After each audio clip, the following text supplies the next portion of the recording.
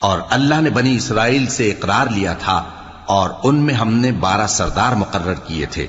اور اللہ نے فرمایا کہ میں تمہارے ساتھ ہوں اگر تم نماز پڑھتے اور زکوٰۃ دیتے رہو گے اور میرے پیغمبروں پر ایمان رکھو گے اور ان کی مدد کرتے رہو گے اور اللہ کو قرض حسن دو گے تو میں تم سے تمہارے گناہ دور کر دوں گا اور تم کو بہشتوں میں داخل کروں گا جن کے نیچے نہریں بہ رہی ہیں۔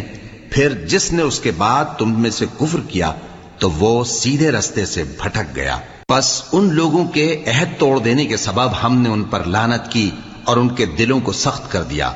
یہ لوگ کلمات کتاب کو اپنے مقامات سے بدل دیتے ہیں اور جن باتوں کی ان کو نصیحت کی گئی تھی ان کا بھی ایک حصہ فراموش کر بیٹھے،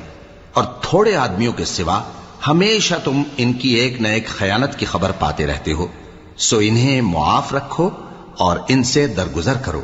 اللہ احسان کرنے والوں کو دوست رکھتا ہے۔